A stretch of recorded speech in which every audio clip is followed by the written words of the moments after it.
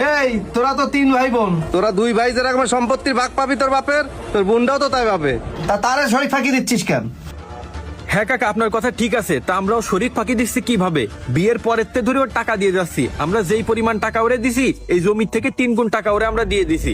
এ ভাই, দিছিস মানে? বিয়ের পরে কিছুই তো দিসনি তোরা, আর বাপের একটু সম্পত্তি ছিল, তোরা সেইটুকু ফাঁকি দিতে যাচ্ছিস। তোরা যে এই যাবৎ কাল ধরে কত কিছু দিছি, এর কোনো হিসাব নেই। আর তোরা সারা জীবন দিয়ে গেলু, কোনো নাম গন্ধ হবে না। হ্যাঁ ভাই, তুই ঠিক কথা কইছিস। ও সবকিছু দিয়ে দিলেও কোনোদিন নাম হবে না, ওর কিছু দিতে পারবো না।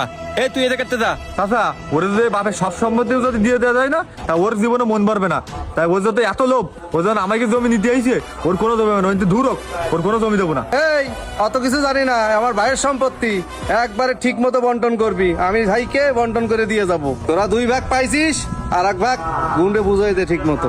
ওরে কত কিছু দিছি আমরা, কিন্তু কোনোদিন ওর মন ভরাতে পারিনি।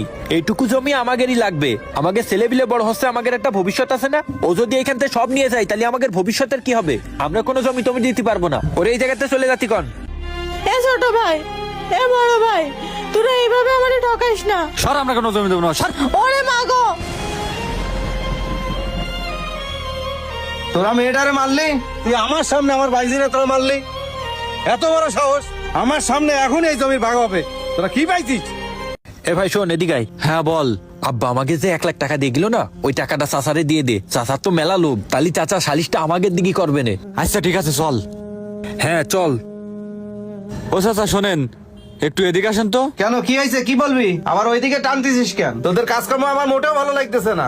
আরে আগে এদিকে আসবেন তো। চাচা, আমি আপনার 1 লাখ টাকা দিচ্ছি, আপনি বিচারটা আমাদের দিকে করে দেন। এই ধরেন, এর ভিতরে পুরো 1 লাখ টাকা আছে, শুধু আপনি বিচারটা আমাদের দিক করে দেবেন। কি কইস?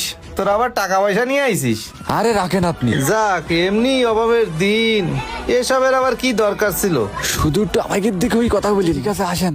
হ্যাঁ বাবা, চলো। এই তোরা সবাই আমার কথা ভালো করে শোন। মা আয়শা, তোমার ভাইকের সাথে ঝামেলা করে না। জায়গা জমি একটু ঝামেলার বিষয়, এটা মিটমাট করতে একটু সময় লাগে। সম্পত্তি ভাগ বটরা করতে একটু সময় লাগে। ও চাচা, আপনি যে আসার সময় কইলেন সম্পত্তি ভাগযোগ করে দেবেন, তো এখন আমার কতদিন সময় লাগবে? আমি তো কিছুই বুঝতে পারতেছি না। এই জমিটা আমার খুব প্রয়োজন, আমার স্বামীর চিকিৎসা করাতে হবে। হ্যাঁ মা, তুই চিন্তা করিস না, তোর চাচা পাইছে থাকতে তোর কোনো চিন্তা নেই। তুই এখন যা, আমি তোর ভাইকের সাথে কথা বলে সব মিটমাট করে দিবা না। আচ্ছা ঠিক আছে চাচা। ভাই, সবকিছুর ক্ষমা হলেও যদি কেউ কারোর হক মারে, পরকালে কিন্তু তার বিচার আল্লাহ ঠিকই করবেন। তাই সময় থাকতে কেউ কারোর হক না মেরে বোনদেরকে তাদের শরীক বুঝিয়ে দিন, না হলে কিন্তু আপনিও উপরে যেয়ে ধরা খাবেন। ভিডিওটি ভালো লাগলে সবাই লাইক কমেন্ট শেয়ার করবেন।